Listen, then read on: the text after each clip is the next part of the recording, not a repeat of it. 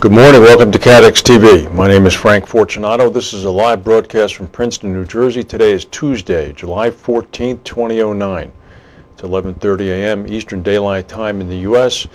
It's 5:30 p.m. in Paris, France, where it's also Bastille Day. And in Mexico City, it's 9:30 a.m. If you need to reach us during the broadcast, you can phone in toll-free at 1-866-67-CATEX. Overseas, our AOL instant mail address is CATEX-TV, and of course on this day in history in 1789, a mob cannot be any more generously classified as anything other than a mob of French citizens stormed the Bastille prison and ultimately released 7 people who were incarcerated within, the seminal high point of the beginning of the French Revolution. Now to our main news. Oh boy.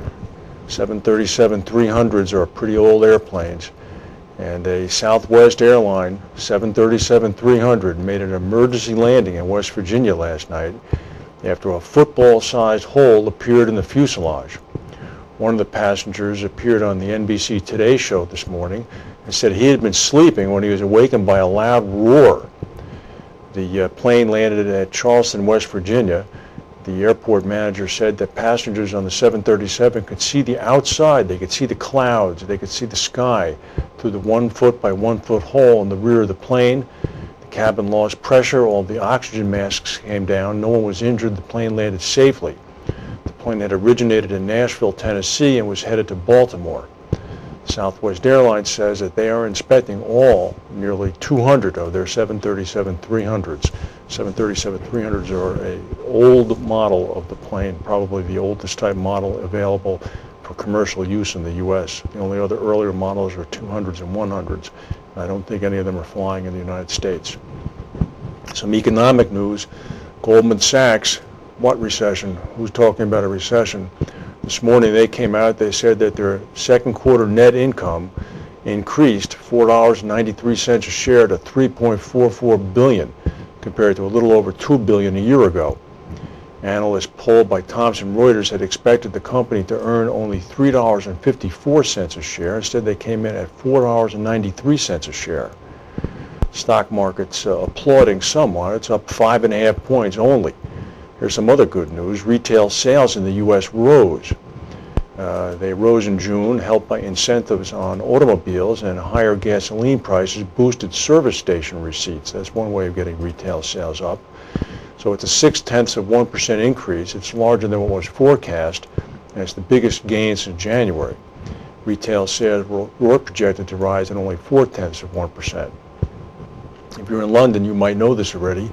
The insurance company Legal & General's corporate headquarters in London has been evacuated because of a gas leak. Reuters is reporting this. The company is operating, normally it says, from an alternative office in Southwark, and they say that its business is unaffected. About 750 Legal & General staff are based at the group's corporate headquarters at 1 Coleman Street, which was evacuated. It is Bastille Day, so on the Champs-Élysées earlier today there were military marches. Here's a group of Indian soldiers who were visiting, practicing yesterday. There were also flyovers by French Mirage jets, flyovers by French Puma helicopters. And since it was Bastille Day, beginning at midnight last night, there's also another kind of activity that sadly made its way into French culture. French youths burned 317 cars and wounded 13 policemen overnight during the now traditional bout of street violence on the eve of the Bastille Day national holiday.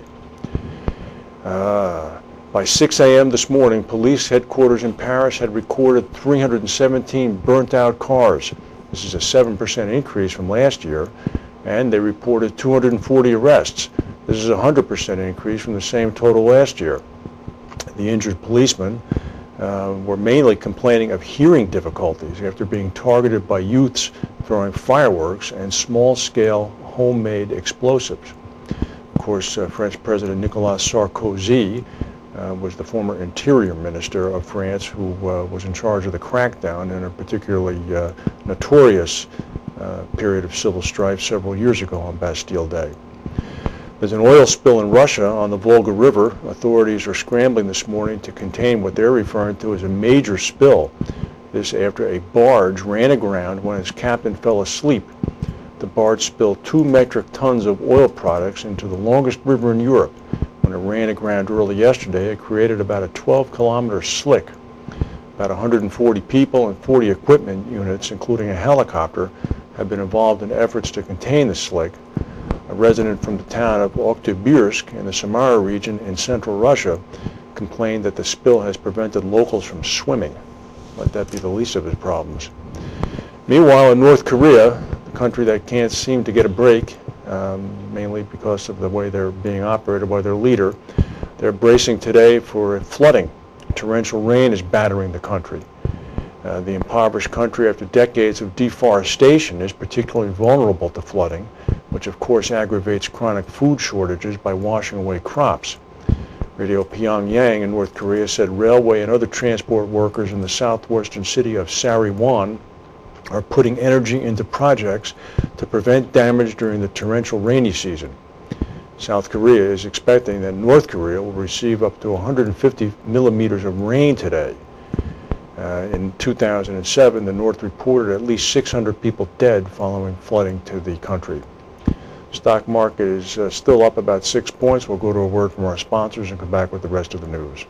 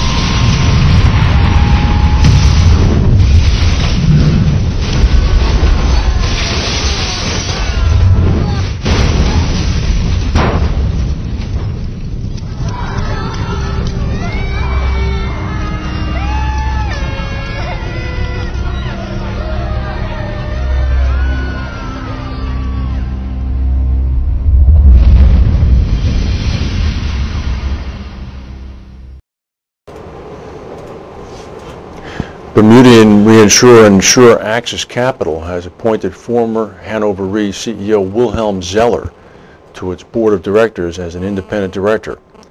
Axis also appointed former president and chairman of Liberty International Thomas Ramey to the board. Michael Butt, chairman of Axis, welcomed both Mr. Ramey and Mr. Zeller to Axis's board. Zeller, of course, was chairman of the executive board of Hanover from 1996 until he retired from the company on June 30th, 15 days ago. Mr. Ramey was chairman and president of Liberty International, a wholly owned subsidiary of Liberty Mutual Group from 1997 to 2009. We've been reporting on the crane collapse in New Delhi on the subway project.